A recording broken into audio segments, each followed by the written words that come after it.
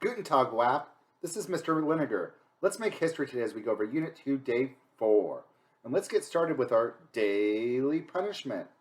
I was wondering why the ball got bigger. Then it hit me. But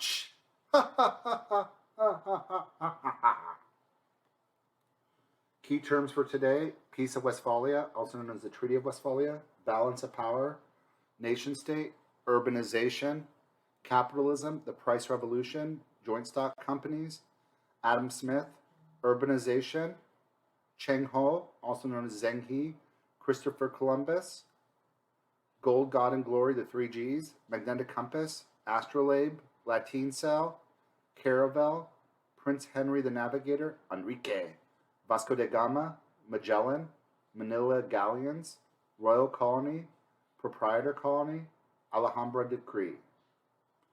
We're going to go over the economic developments in Western Europe during the early modern period, the causes and effects of European exploration in the early modern period, and the methods of colonization in the early modern period. So let's get started. Let's talk a little bit about the European state system, the political system of the early modern period. The Treaty of Westphalia ended the 30 Years' War. It was the war between the Protestants and the Catholics, although it spread to a really balance of power war. It is going to allow the princes to determine the religion between Lutheran and Catholic. This is the first time where not every country is Catholic, so it is semi-tolerance, although you still have to be the religion that your prince is. But this is the first step towards religious tolerance in Western Europe. One of the big political goals in Western Europe was the idea of balance of power. They didn't want any state to dominate the others. They did diplomacy, alliances, shifting alliances, to try to make it on par, how all states were pretty much equal with each other. There will be military developments, costly and competitive during this time. There'll be new armaments in Western Europe, cannons and small arms, muskets. China and India and the Islamic states will not keep up with the military technology. We're going to see the development of something called a nation state during this time period. A nation state is a country that has a common ethnicity, a common land, a common history, common language, common culture, usually some kind of geographical border that makes sense. So France becomes a nation state. They speak French there. They have a common border. They have a common history, common role models like Joan of Arc. The idea of nation states is going to become more popular during this time. The idea of nationalism, loving your nation above everything else. Countries are going to start translating the Bible into the vernacular. You're going to start having nationalist heroes like Joan of Arc, Edward I. Here are some examples of nation states. We have Spain, France, England, Italy, and the Holy Roman Empire. Germany are not united yet, but you do see some nation states starting to develop. There's going to be a large population growth during this time period. American foods are going to improve European nutrition diets because of the Columbian Exchange. So you'll see foods going from the New World to Europe, which is going to increase the diet and the calorie intake. There'll be increased resistance to epidemics after 1650 in Europe. European populations will increase from 81 million in 1500 to 180 million in 1800. You're going to see the rise of urbanization, where people are moving to the cities. A lot of this is because of the Industrial Revolution. You'll see this happen a lot in Ireland, England, Poland, France, Netherlands. Cities will become increasingly important as administrative, commercial, and intellectual centers for where the government runs with administration, commerce, trade, merchants, and intellectual centers. That's where a lot of the philosophers are during the Enlightenment. A lot of the people during the Scientific Revolution, they live in the cities. Let's talk about capitalism. We talked about capitalism before. Capitalism is the idea where the government is not involved in the economy. They allow people to make their own businesses. There's no regulation on trade. There's no mercantilism. People could trade with other countries. The idea of capitalism is it makes the most amount of money so everybody benefits. If my country is not making cheap goods I could buy from another country, everybody will benefit. That my country will then have to make better goods. There'll be competition. Same thing with like businesses. If a business is charging too much, another business will come and there'll be competition between them and the consumer will benefit. This is very different from what the early economic theory used to be. In the medieval time, they thought profits were selfish. Renaissance and Reformation will have a more positive view on capitalism. Capitalism develops in the Italian city-states. It's going to lead to an increased influence for the urban middle classes. It's going to alter the rural society. You'll have improved material standards, increased independence of rural workers.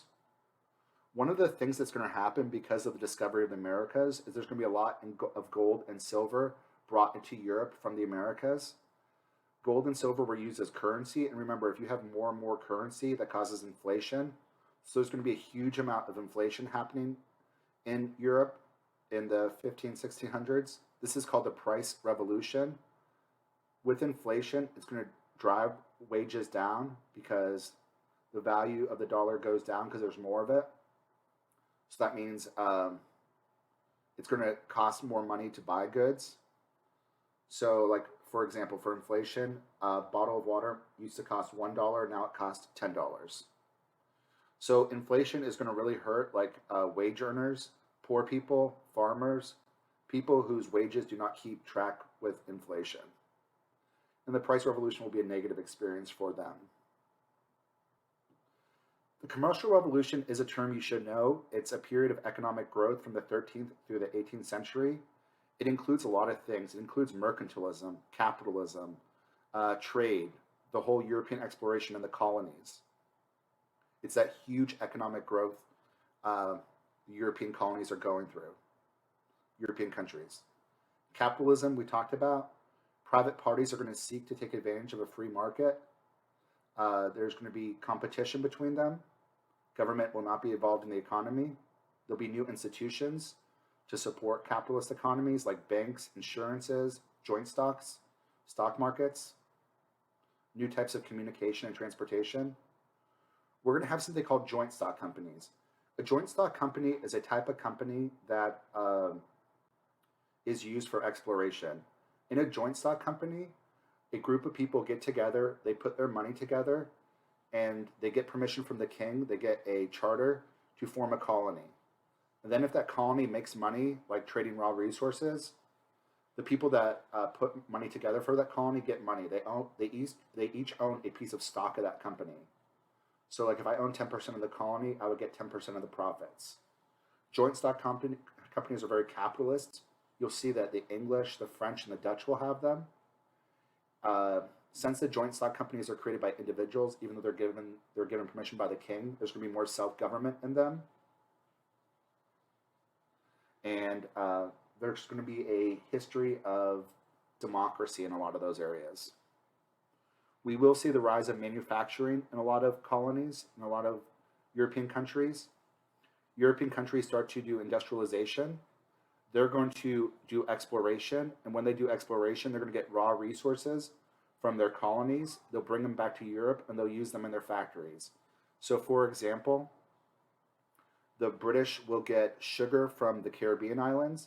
They'll ship the sugar back to Britain, and they'll make candy out of them in their factories. They'll get cotton from the colonial South. They'll ship it back to Britain, and they'll make textiles. They'll make clothing. The first form of industrialization was the putting out system. From the 17th to 18th century, the putting out system was how the European countries would have industrialization, but for the industrialization, for the factories, it would really be like one person working from their house. It would not be like a factory where all the people are working together. It would be like one person working in their house, like with the cotton, the textiles, making cloth out of it. We will eventually see a switch to large-scale factories and large-scale industrialization. Entrepreneurs, people that make their own businesses, are going to start to bypass guilds. People are going to start to move their factories to the countryside. They're going to use a new form of energy, like rivers. They're going to use the current from the rivers to make their textile factories. And the Industrial Revolution is really going to start at the end of this unit.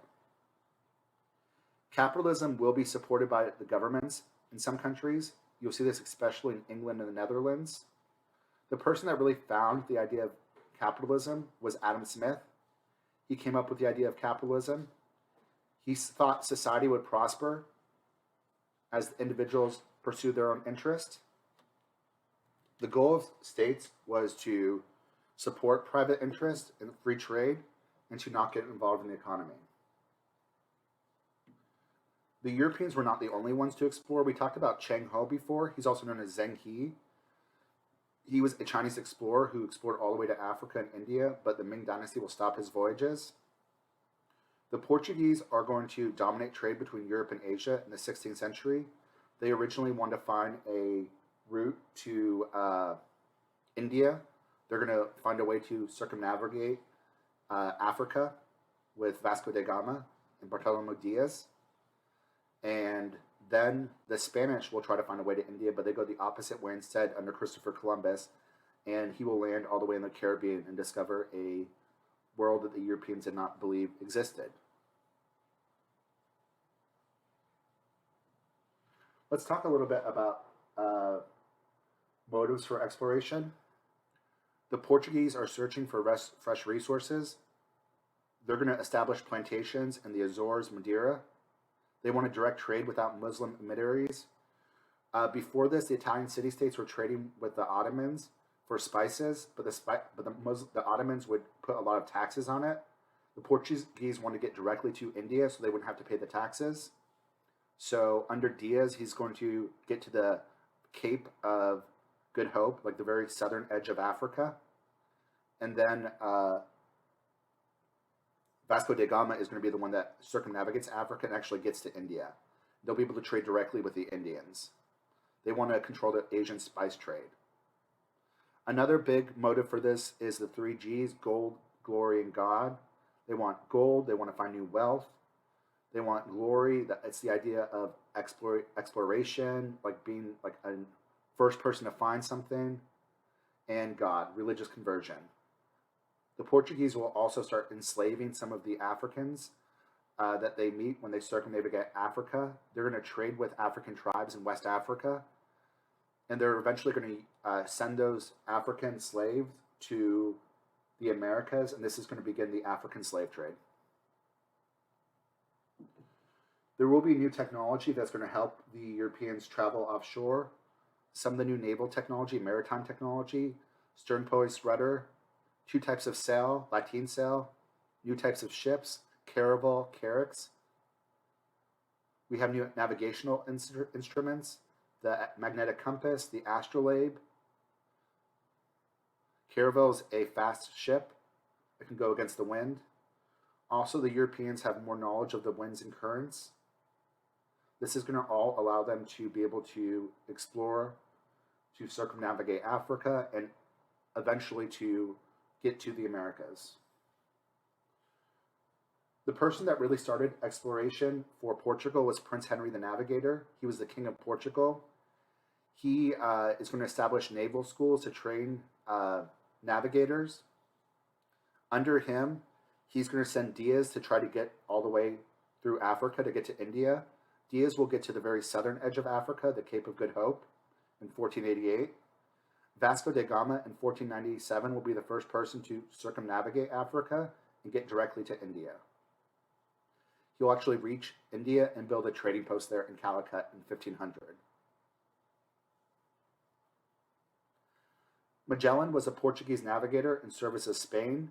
He's the first person to circumnavigate the whole world. He does that from 1519 to 1522.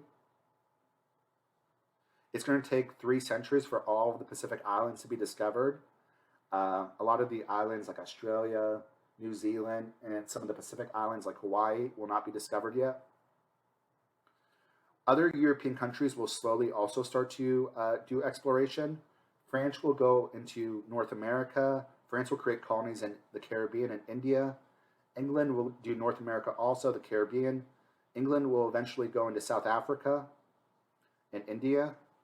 The Dutch will go into North America, South Africa, and Southeast Asia. Manila galleons were trade ships by the Spanish. They were huge ships that included all the wealth they got from trade, gold, spices, and everything. They would start in the Philippines and go all the way back to Spain. They were kind of symbolic of the trade network that was being created during this time, and they were huge sources of wealth. By the 18th century, Europeans had an accurate knowledge of the world. Let's talk a little bit more about some of the political developments in Spain and Portugal. In 1492, Spain will issue the Alhambra decrees. This tells the Jews and the Muslims they have to either convert or leave the country. They want to eliminate fake Christians. This was mostly aimed at the Jews. Between 40,000 to 100,000 Jews will be expelled. A lot of them will go to Muslim countries, Ottoman Empire, North Africa, and Queen Isabella and King Ferdinand will kick a lot of Jews out of the country. The Jews that remain will be persecuted if they just converted but were still practicing Judaism, the DL. That's going to eventually lead to the Spanish Inquisition trying them, and in some cases killing them for being fake Christians. Lastly, let's talk about some of the colonial governments that are created during this time. We have royal colonies. A royal colony is a colony that's created by the monarchy. The monarchy pays to have people sent to the New World. The monarchy appoints a governor there. In a royal colony, the royal colony is directly controlled by the mother country. We have a joint stock company where businesses set up colonies. People get together and put their money together. They own stocks in the company. There's more self-government. And the purpose of a joint stock company is to make money. An example of that is the British East India Company. And the last one is proprietor company. For a proprietor company, that's where like one or more than one person are given permission to own the land by the King of England or the King of another country. Basically, that land is their fief, and they own the land in the name of the king. So an example of a proprietor colony is Pennsylvania. William Penn was given the land because he was owed money by the King of England. Maryland was a proprietor colony also. Those are a couple examples of proprietor colonies. All right, guys, that's all I have for you for today. Until next time, deuces. Deuces, deuces.